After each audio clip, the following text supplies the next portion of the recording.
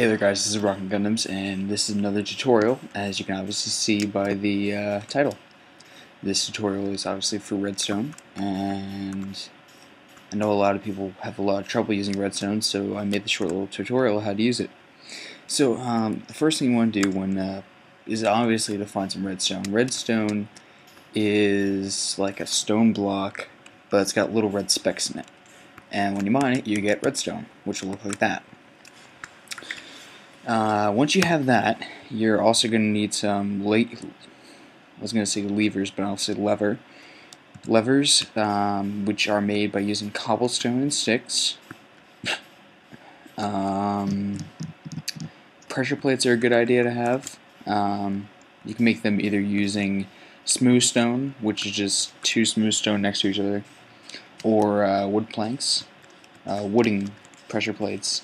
You can just use two wooden planks next to each other. That's how you make pressure plates and stuff like that. You can also make stone buttons, which I think is just either 4 smooth stone in a block-ish shape, or it's just one, I don't remember which. But it has to be smooth stone.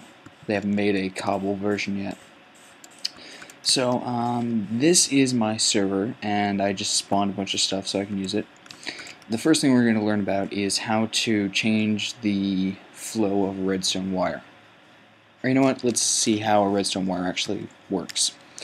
When you place redstone, you just take it, right click on the ground, it'll create a wire. The wire can extend up to 4 different directions. So you can go that way, that way, that way, or that way. To power a redstone circuit, you need some sort of device like a lever, a pressure plate, or a button. Levers can be placed on walls and on floors. Pressure plates can only be placed on floors. Buttons can only be placed on walls. Nothing can be placed on ceilings. So I don't see why you'd want to anyway. So when you hit a lever or something to provide power, the redstone turns red, and whatever's closest to your power source will glow a little bit of an orangish color. Now, if I were to take out just one piece of redstone from like the center here, everything beyond here gets cut off. Pretty well assumed. If you really think about it, redstone is just like electrical wiring, and the red glow is actual electricity. So, this is a little device to continue to switch redstone currents. You can see how there's no power here, then all of a sudden there's power here, no power, power, no power, power, and 1 second, dash time set 0. You can see how all the way over here there is this little blank torch. This is an off state of a torch. You can only have an off state on a redstone torch. For some reason it doesn't work with regular torches, as we'll see over there. But yeah, you can see all this, and it's all hooked up to this pressure plate. What's going to happen is this pressure plate is going to provide a electrical current to power this one, to turn this switch off, which will turn this wire off, which will turn this wire on, turn this wire, turn this torch on, turn this wire on, turn this off, and so on and so forth, until eventually that light turns on. See?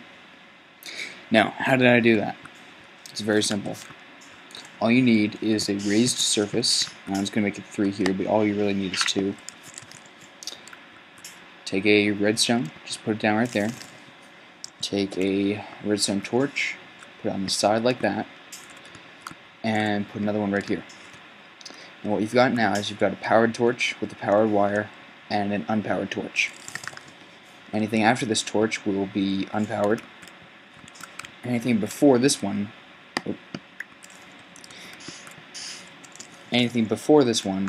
will be unpowered. Or, no, it'll be powered. And it'll continue like that. Now, I'm not going to go into it, but you can do vertical transmission of redstone by placing one redstone torch here underneath another block. Watch. Let's see if I can do it. See? Look at that. Now if I take a torch here, and you know, I'll just cut these off. See how that's unpowered? Now it's powered. Redstone lighting powers things all around it and directly above it, but not below it. So you can go one way up, but you'd have to make another separate chain all the way down. As you can see, you can't see it here anywhere. Hold on. Watch this. So I've got my wire here extending up here, right? Well, if I do that, do that, do that, the redstone has now made a path. It will follow this path all the way up here. And this little handy wire here on the side of the block tells you which direction the wire is going. Yeah.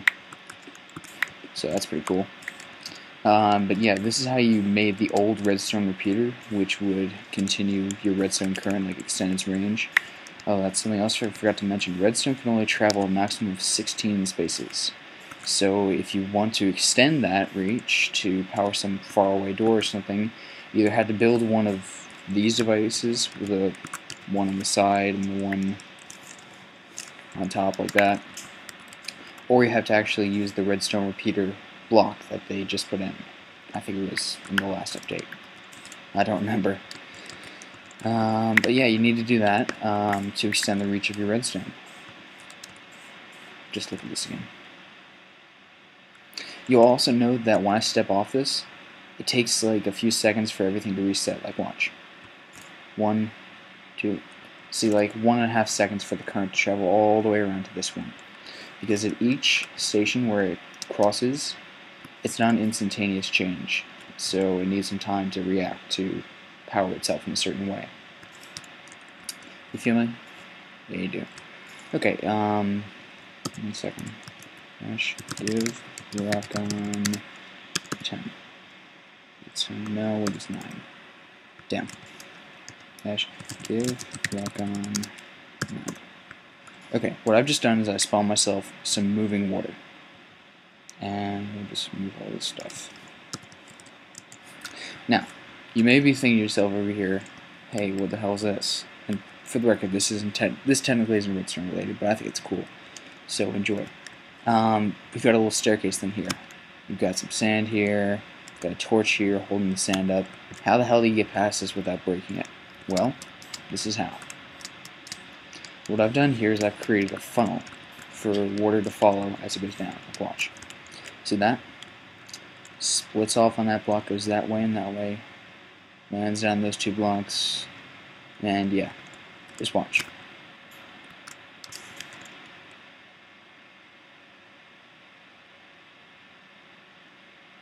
What the fuck? You know what? That was the wrong water. Sorry. I was getting confused which kind of water is which, I think. Yep, that's the wrong kind of water.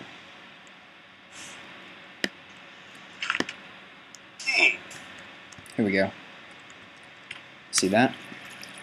Now what I've just done is I created a technical moving staircase, and this should work a lot better than it did and should not flow over this entire thing. But basically what I just did was I took 1 block and separated off into 4 different segments. 1, 2, 3, 4. To wash away 4 different torches all at the same time. And again, this would have worked a lot better if I had made a runoff place for this. But yeah, if I were to seal it right now, as I will, just do that. Oh, come on. Gotta be shitting me.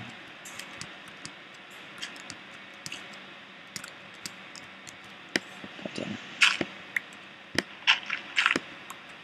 Oh, you know what, it just took forever to drain. Now, by using that 1 slot up there, I created 4 different slots for water to flow through. By splitting it off on those 2 and have it come over that side, and so on and so forth. That's the same thing you need to use when you're thinking with redstone, because a lot of times redstone can become tangled. Now,